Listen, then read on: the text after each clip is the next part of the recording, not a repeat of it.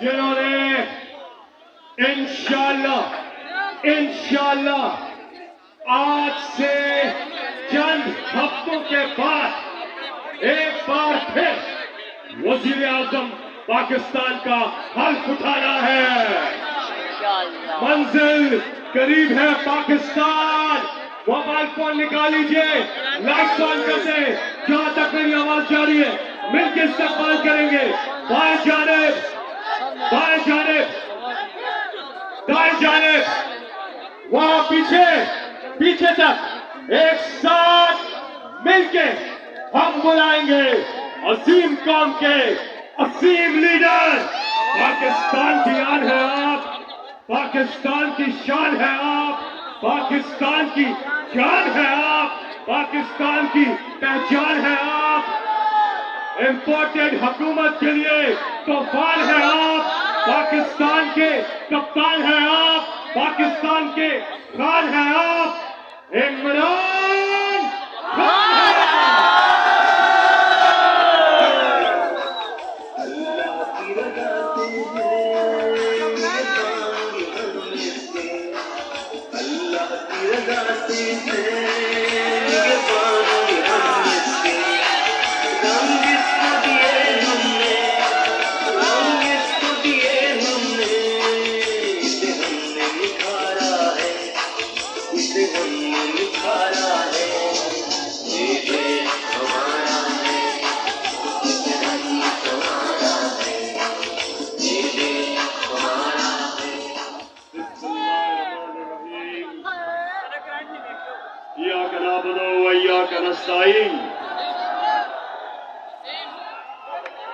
अल्लाह तेरी इबादत करते और अल्लाह तेरे से मदद मांगते,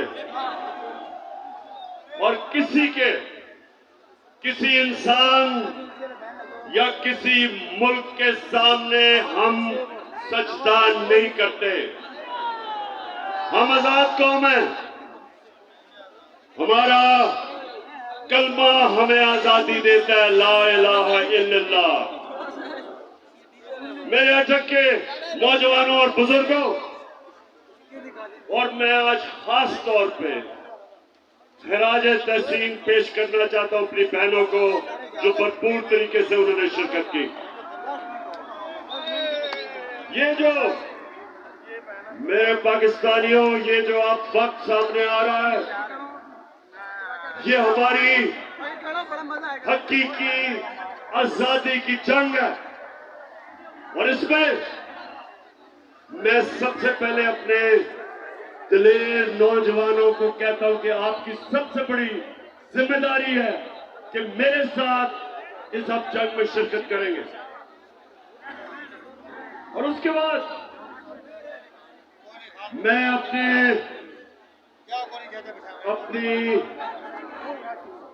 ख्वातीन को, अपनी बहनों को, सबको कहता हूं कि आपने शिरकत करनी है।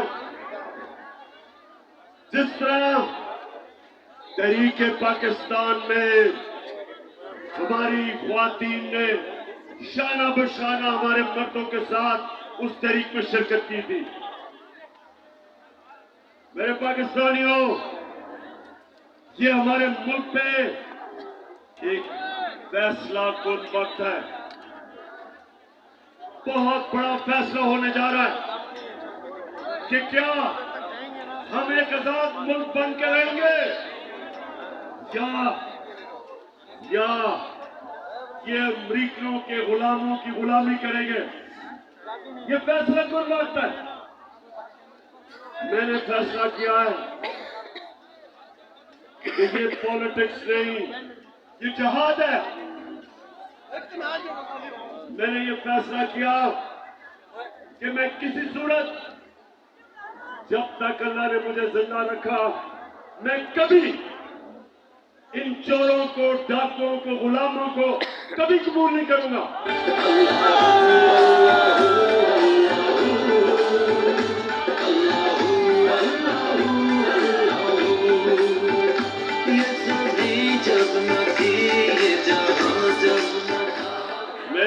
पाकिस्तानियों, मेरे कर्नाटक के गयूर शहरियों और खास तौर पे मेरे दिलेर नौजवानों, अब सब तैयारी करो। और मैं सबसे पहले आपको ये बताना चाहता हूं कि क्यों हमें अपनी आजादी की जंग लड़नी है। देखिए, दो तरह की गुलामी होती है। नौजवानों, आप मेरी गौर से बात सुन रहे हैं और खासतौर पर मेरी बहनों, क्योंकि आपने अपने बच्चों को इस चीज पर ये बात बतानी है। जिस तरह मेरी वालदा ने मुझे बताया जब मैं छोटा था कि उन्होंने मुझे एहसास दिलवाया कि मुझे कहती तुम्हें पता नहीं कि गुलामी क्या होती है। तुम खुशकिस्मत हो कि आजाद पाकिस्तान में पैदा हुए। हम एक गुलाम हिंदुस्तान में पैदा हुए थे। और गुलामी ये है कि जो पाकिस्तान और हिंदुस्तान था, यहाँ के लोग ऊपर नहीं जा सकते थे क्योंकि ऊपर अंग्रेज बैठा था। हमें अंग्रेजों की जंगें लड़नी पड़ी। लाखों लोग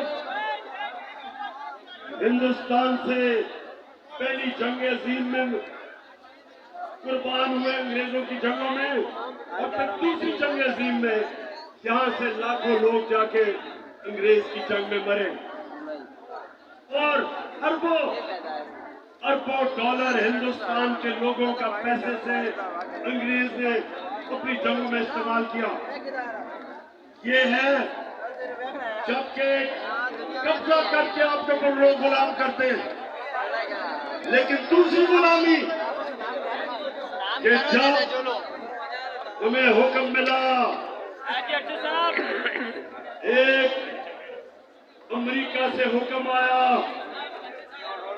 जनरल मुशर्रफ को कि तुम अगर हमारी जंग में शामिल नहीं होगे तो हम तुम्हें बम मार के तुम्हारा मुल्क तबाह कर देंगे। अंग्रेजी में उसने कहा we will bomb you into stone age. तो क्या हुआ? बदकिस्मती से उस वक्त जो हमारे मुल्क का सरबराह था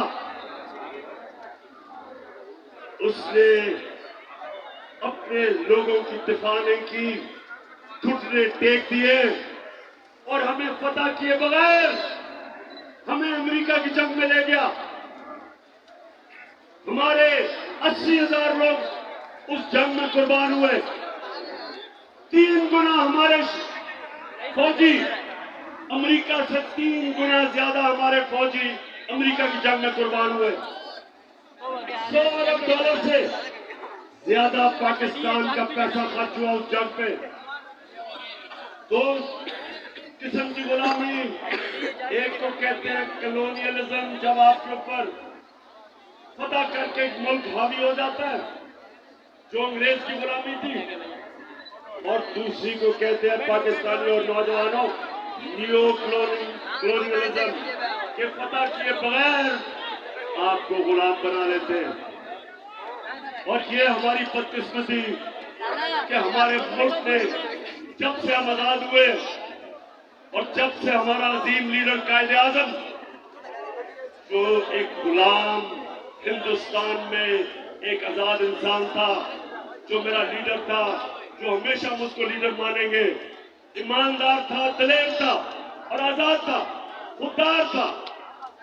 उसके बाद कभी इस मुल्क ने, कभी भी हमारे मुल्क ने सिवाय छोटा सा वक्त था कि भुट्टो ने कोशिश की, जुल्फिकार अली भुट्टो ने, कि पाकिस्तान आजाद फॉरेन पॉलिसी बने। हमेशा हमें हुक्म मिलते थे, हम अपनी आजाद फॉरेन पॉलिसी नहीं बनाते थे। और आजाद फॉरेन पॉलिसी का मतलब कि वो फॉरेन पॉलिसी जो अपने लोगों के फायदे में होती है, जिधर आप अपने आप को दूसरे मुल्क के लिए कुर्बान नहीं करते।